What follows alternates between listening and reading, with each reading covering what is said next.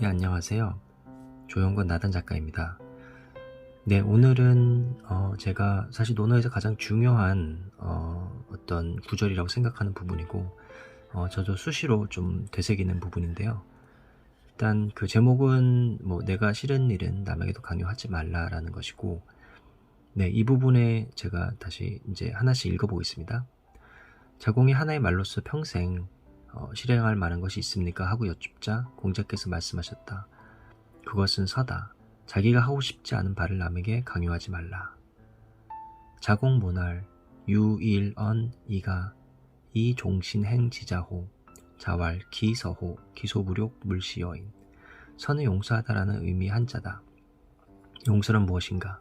지은 죄나 잘못한 일을 꾸짖거나 벌하지 않고 덮어주는 것을 말한다. 즉 남의 처지를 이해하고 동정하는 공감의 마음에서 나오는 감정이다. 논어에서 서의 개념은 중요하다. 상대방의 처지를 나의 입장에서 생각하는 것으로, 이는 인과 예의 기본이기 때문이다. 서를 풀었으면 같을 여와 마음심이다. 남과 나의 마음이 같다는 의미다. 측은지심보다 더 근본적인 개념이다. 공자는 안연히 세상을 떠나고 나자 증자를 자신의 학통을 전수받을 수제자로 생각했기 때문에 그에게 자신의 뜻을 전달했다. 어느 날 증자에게 이렇게 이야기했다. 나의 도는 하나의 근본 이치로 처음부터 끝까지 꿰뚫고 있다. 이것이 그 유명한 일이관지의 경지다. 공자가 나가자 제자들이 우르르 증자에게 몰려가 도대체 무슨 말이냐고 물었다. 스승님의 도는 춤과 서일 뿐이구나. 증자는 다른 제자들에게 공자의 가르침을 들려주었다. 춤과 서는 인을 구체적으로 실현하는 방법으로 진심을 다하고 상대방을 이해하고 배려하라는 의미를 담고 있다. 결국 이를 행동으로 보여주는 것이 예다. 평소 인의 개념을 정확히 이해하지 못하는 제자들을 위해서 공자가 늘 강조했던 개념이다. 내가 하기 싫다면 다른 사람도 하기 싫다. 자공이 공자에게 딱 한 가지 실천해야 할 것을 질문했을 때 공자는 서라고 대답했다. 공야장을 보면 공자는 자공에게 너는 기소부력 물시여인, 즉 자기가 하고 싶지 않은 말을 남에게 강요하지 않는 것에 경지에 이르기 힘들다라고 말했다.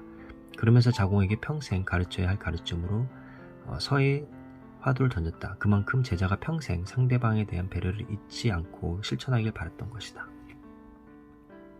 예, 일단 좀 더 설명을 드리면 사실 이제 그 자공 그 부자 제자이면서 굉장히 외교술에도 능한 능력이 있는 그 자공이 하나의 말로 평생 실행할 만한 것이 있습니까? 라고 질문을 했죠. 예, 제가 앞에서도 한번 설명을 드렸는데 근데 공자께서 말씀하신 거는 서다.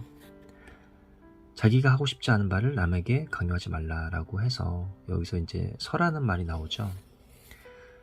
그래서 어떻게 제가 말씀드렸지만 자공이라는 인물은 굉장히 그 똑똑하고 자존심도 강하고 능력도 있고 근데 약간 상대방을 좀 무시하는 좀 그런 성향이 있다라는 또 자존심이 강하기 때문에 조금 약간 뭐 잘난 체 하는 약간 그런 모습도 뭐 보일 수도 있고요, 남한테. 그래서 그런 부분에 이제 공자는 걱정이 되어서 일단은 결국 이제 서라는 게 강조한 게 서는 결국 용서하다 할 때 그 서인데 그 서라는 한자를 좀 뜯어서 보면 그 같으려와 마음심이거든요. 그래서 남과 나의 마음이 같다라는 어떤 그런 의미로 보시면 될 것 같아요. 그래서 뭐 측은지심이라는 것도 사실 남을 동정하는 거지만 좀 더 더 근본적인 개념으로 내 마음과 남의 마음은 같다. 그래서 남이 생각하는 것도 결국 뭐 예를 들어 남이 뭐 불편하게 여기는 것도 나도 마찬가지 불편하게 여기고 남이 편하게 여기는 것도 나도 편하게 여기는 좀 그런 의미라고 보시면 될 것 같고요. 사실 이제 그 증자라고 이제 제가 이제 언급을 드린 그 제자 중에 한 명인데 사실 안연이 이제 세상을 떠나고 나서 그 증자가 되게 뒤늦게 받은 제자입니다. 그래서 나이 차이도 꽤 많이 나는 제자인데 근데 이제 어쨌거나 이제 학통을 자기에 물려줄 사람이 필요했고 그래서 증자를 좀 생각을 해서 뜻을 전달했고요. 그래서 어느 날 제자들에게 이제 그런 얘기를 했죠. 공자께서 나의 도는 하나의 근본 이치로 처음부터 끝까지 꿰뚫고 있다. 그래서 일이관지이다. 저희가 일이관지란 말을 종종 쓰시는 분들이 있는데 결국 뭐 하나의 근본 이치로 모든 걸 꿰뚫는다라는 뜻이죠. 그러니까 굉장히 어느 분야에 되게 내공이 깊으신 분들은 사실은 이제 좀 다른 분야라고 하더라도 그 근본 이치가 비슷하기 때문에 나는 다 알 수 있다, 이제 그런 이야기를 합니다. 그래서 그게 이제 일이관지인데, 사실 이렇게만 얘기하면 솔직히 이제 제자들이 그 무슨 얘기일까 약간 갸우뚱할 수 있죠. 굉장히 좀 약간 추상적이면서 막연하다는 것인데, 그래서 이제 증자한테 물어봤죠. 이게 스님께서 도대체 무슨 얘기를 하신 거냐? 그러니 이제 증자가 스승님의 도는 충과 서일 뿐이구나 라고 하셨어요. 그래서 충과 서는 결국은 이제 인을 구체적으로 실현하는 방법인데, 충이라는 것은 그 마음의 어떤 그 이런 충이죠. 그래서 마음의 중심을 갖고, 그러니까 진심을 다하라는 의미이고,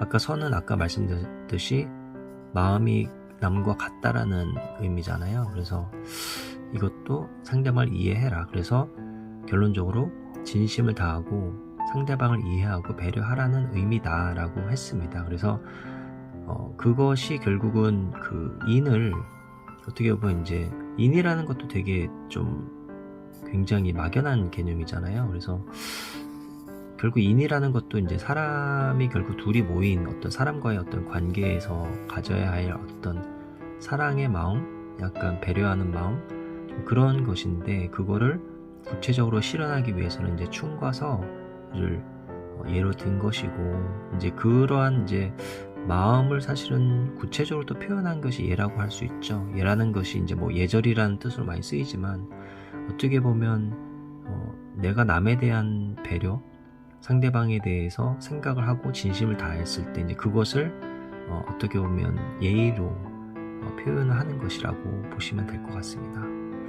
네, 그래서 오늘 말씀드리고 싶은 것은 요 밑에 사실은 또 보여드렸지만 기소부력 물시여인, 자기가 하고 싶지 않은 말을 남에게 강요하지 말라라고 했던 것이고요.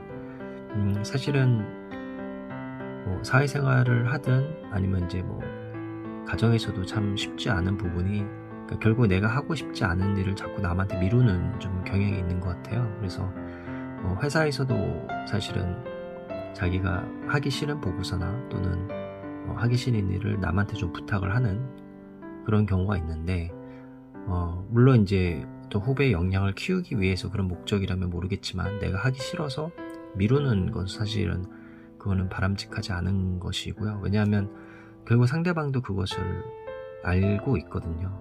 이 사람이 자기가 하기 싫으니까 나한테 미루는구나. 그러면 당연히 그 일에 대한 어떤 매력도 떨어질 거고, 좀 억지로 하는 그런 기분이기 때문에 당연히 결과물도 좋지 않을 것이고요.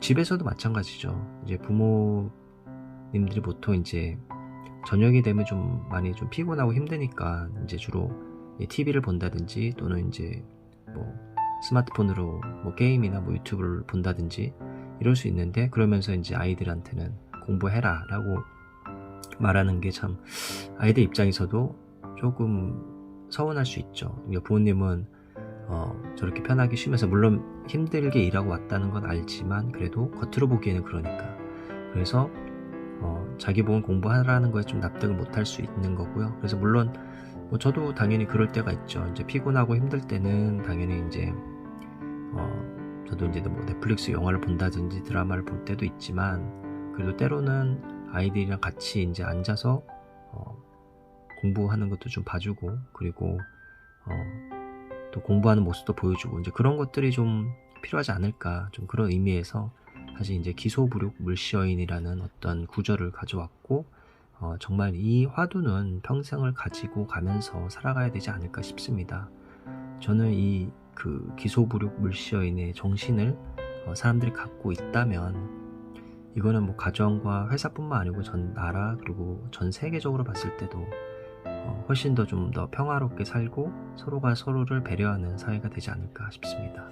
네, 이상으로 마치겠습니다. 감사합니다.